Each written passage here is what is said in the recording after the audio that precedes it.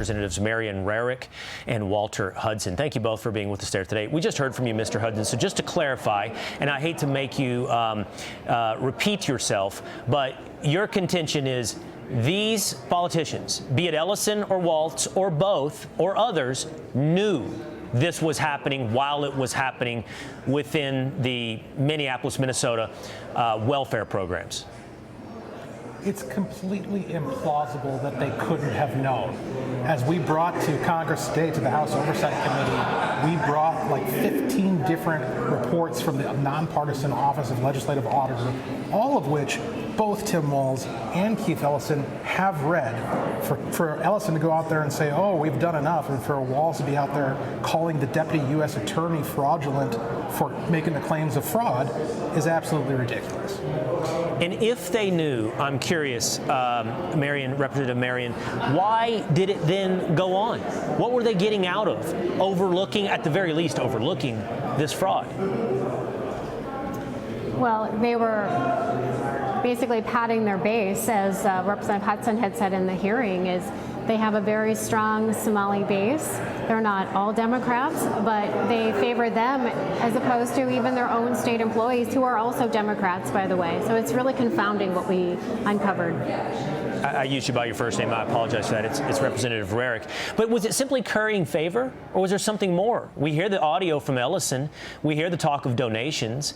Was there a get out the vote response for this type of charity, for this type of relationship? Did it manifest in something more than just favorability? Was it something real? Was it money? Was it votes?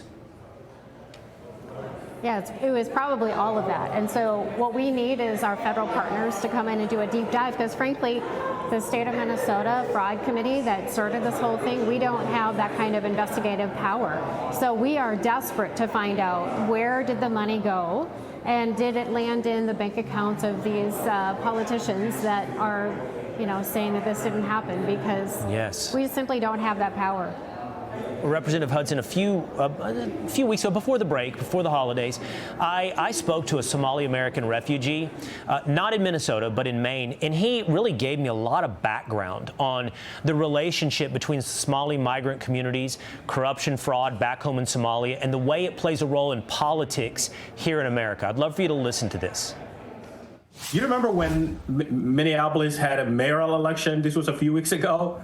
Jacob Frey was running against Omar Fattah, and the Somalis split up between clan lines, because his clan was basically campaigning for him, for Omar, and the other Somalis who were not in the Darod clan were campaigning for Jacob Frey, and it was very evident on all social media. Yeah. I guarantee Democrats know this. I guarantee Jacob Frey. I guarantee Jacob Frey was playing to the other Somali clans. Definitely did. Representative Hudson, what he's describing is actually the divide within the Somali community, the various clans that have immigrated over here, and how those clans affiliate themselves politically with different candidates, and therefore the benefit to those candidates when some of the members of those clans are rewarded, perhaps in schemes like we're seeing in Minnesota. Yeah, that's consistent with things that I've heard on the ground as well, and from the context that I have in the Somali community. Because believe it or not, Minnesota Republicans have actually spent a long time reaching out to the Somali community, trying to see if there's some way for us to connect and find common values. And I've heard these stories as well, that tribal divisions that as Americans we can't possibly understand or comprehend because they're completely alien to us have a huge impact upon the politics of the Somali community. Okay. Well, we appreciate you both being with us here today to talk about this story, which deserves a ton of attention. There is a distraction from that, from your home state today, and that is this terrible tragedy, this incident in Minneapolis with a NICE-involved shooting. We've heard from several Minnesota politicians, from Governor Waltz and Mayor Frey to Attorney General Ellison. I would love to get both of your reaction to what you saw take place and the reaction to what we saw in Minnesota. Representative Rarick. Yeah, thank you. So we were in the hearing all that entire time, so we haven't had a chance to really look at the video, but I'll tell you this. I do not want a repeat of the George Floyd riots that literally burned down most of Minneapolis, and they marched through the streets with destruction. I do not want to see that again.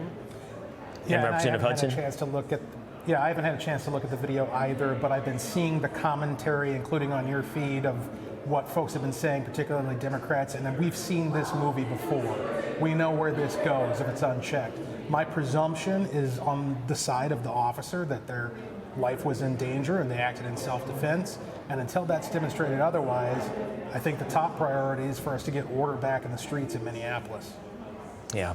And quickly, your reaction to Mayor Frey telling ICE to get the F out of Minnesota, of Governor Walz suggesting he has at his disposal the National Guard to seemingly stand up against the federal government.